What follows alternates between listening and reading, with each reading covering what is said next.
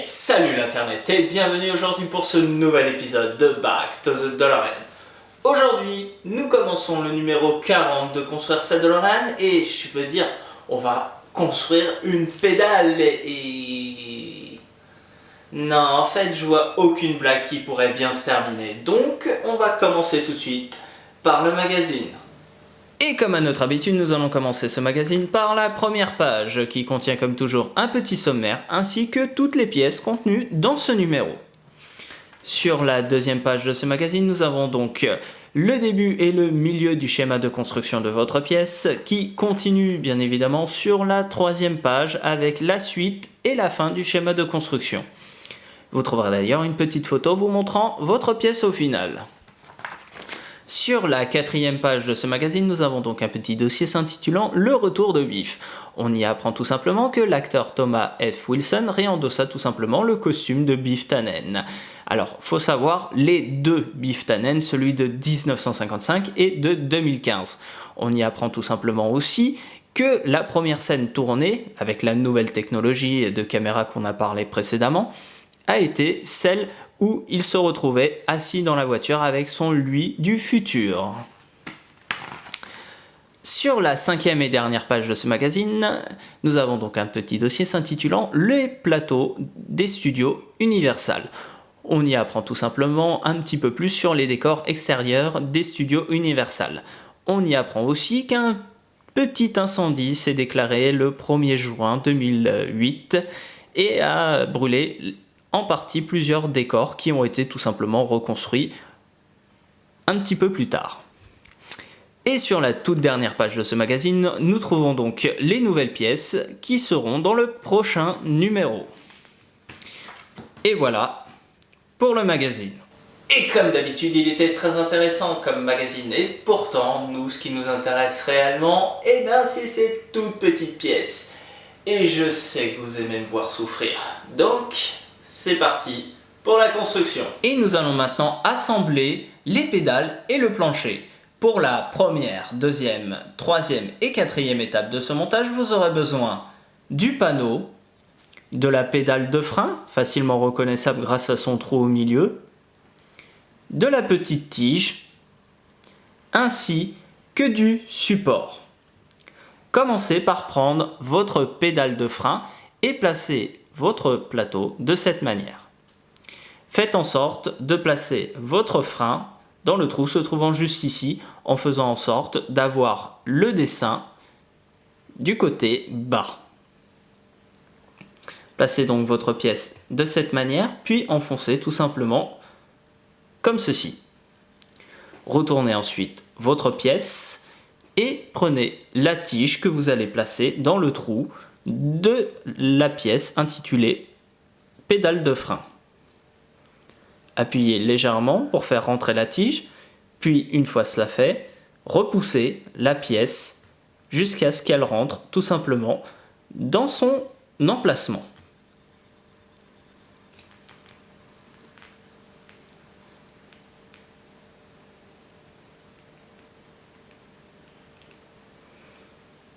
Comme ceci. Puis prenez ensuite la pièce intitulée support et faites en sorte que les trous se trouvant ici et ici correspondent à celui-ci et à celui-ci. Placez donc votre support de cette manière. Puis avec une vis de type AP, commencez à visser.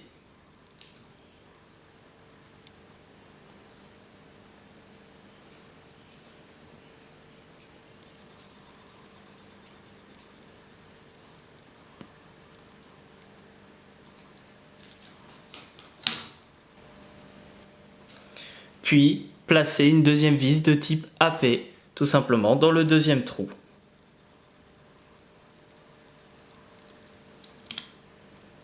Puis, vissez délicatement. Alors, faites très attention lors du vissage de cette pièce, car le plateau est très fragile.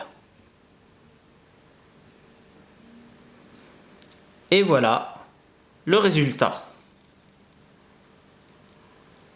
Et pour la cinquième et sixième étape de ce montage, vous aurez besoin du panneau que vous avez monté précédemment, ainsi que du petit ressort. Trouvez sur votre petit ressort la partie se trouvant avec un cercle non fermé.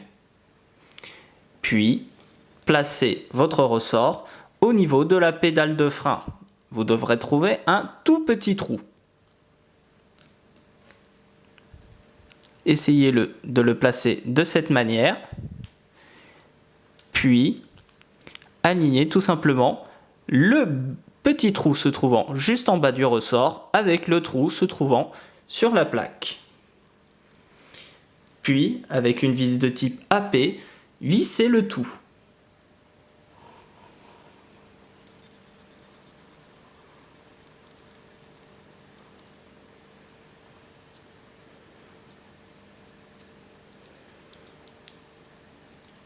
Alors, vissez bien évidemment délicatement pour éviter de déformer tout simplement votre plaque.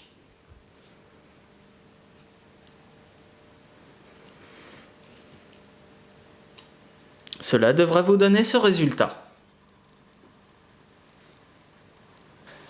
Et pour la 7e étape de ce montage, vous aurez besoin du panneau que vous venez de monter ainsi que de la pédale d'accélération. Elle se reconnaît car elle dispose à peu près de la même forme que la pédale de frein. Placez-la tout simplement de cette manière, puis retournez tout simplement le panneau comme ceci. Puis avec une vis de type AP, vissez tout simplement la pédale au panneau.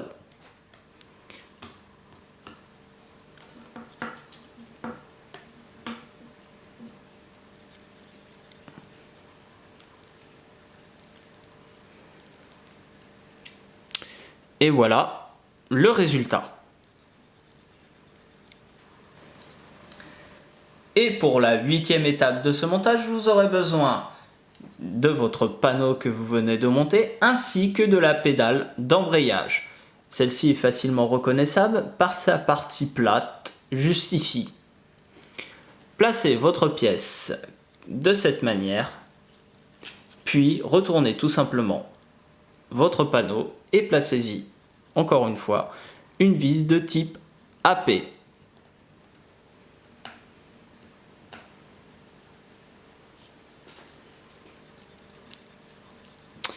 Alors, inutile de vous préciser que durant ce montage, il ne faut pas trop serrer votre pièce pour éviter de casser votre pièce. Et voilà le résultat. Et pour la 9e étape de ce montage, vous aurez besoin du panneau ainsi que du câble jaune se trouvant comme ceci. Prenez la partie se trouvant comme ceci avec le petit contacteur juste ici. Puis placez votre pièce de manière à faire passer votre câble entre ces deux trous et à faire correspondre le trou de votre câble à cet emplacement.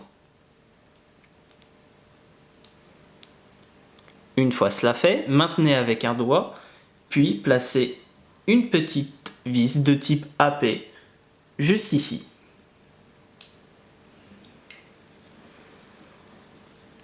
Puis serrez délicatement votre pièce.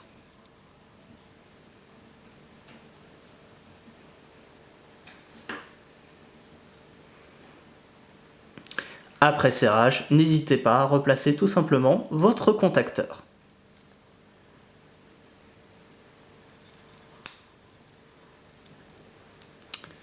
Et voilà le résultat. Et pour la 10e étape de ce montage, vous aurez besoin du panneau ainsi que du support. Placez votre petit support de façon à avoir le petit téton se retrouvant vers le haut de votre pièce. Placez le téton dans le trou se trouvant juste ici. Placez-le donc de cette manière.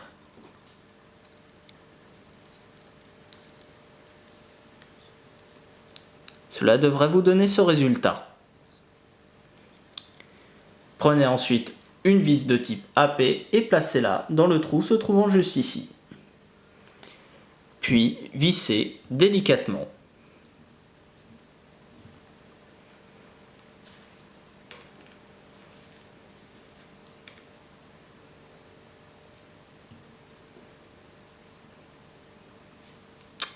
Et voilà le résultat.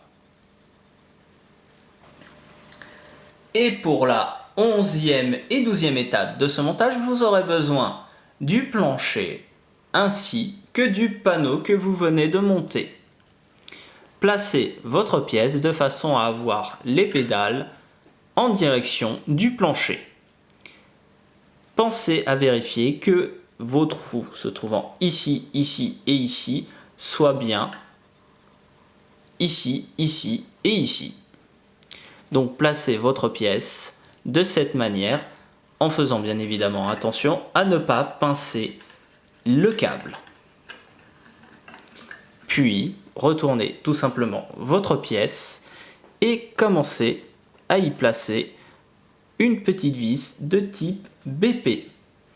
Commençons par le trou se trouvant juste au milieu.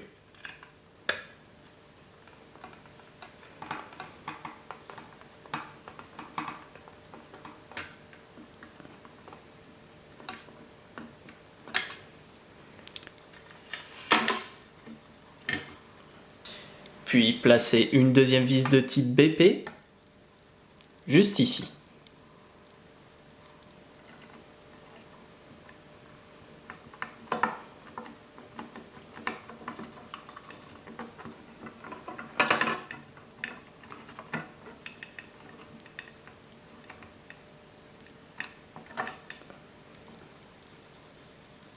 Et pour finir, une troisième vis juste ici.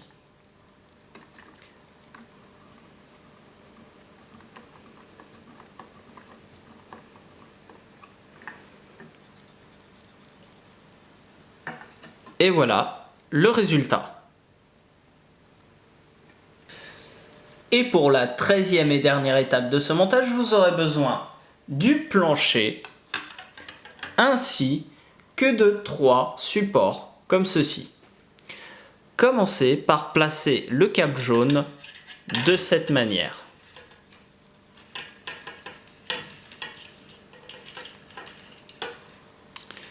Puis, commencez par placer les petits supports en faisant en sorte que le petit téton se retrouve à gauche, comme ceci. Puis, avec une vis de type AP, commencez à visser vos supports.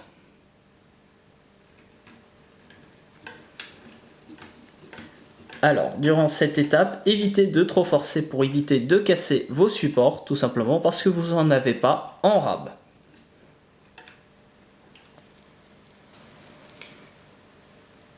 Puis, placez le deuxième support de la même manière que le premier.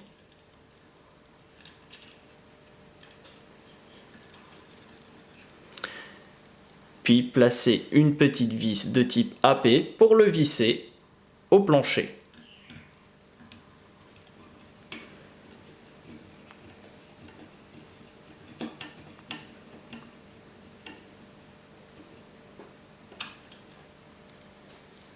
Puis reproduisez la même chose pour le troisième et dernier support que vous allez placer tout simplement au fond, comme ceci.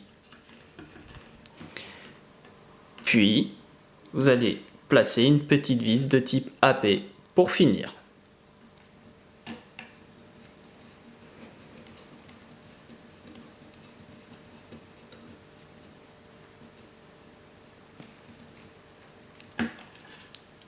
Cela devrait vous donner ce résultat.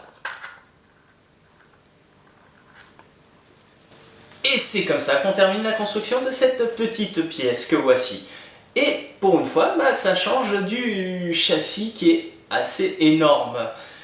Bref, aujourd'hui nous avons monté sur cette petite pièce cette petite bande noire qui dispose de 3 pédales ainsi qu'un petit système électrique derrière avec le câble qui repasse devant.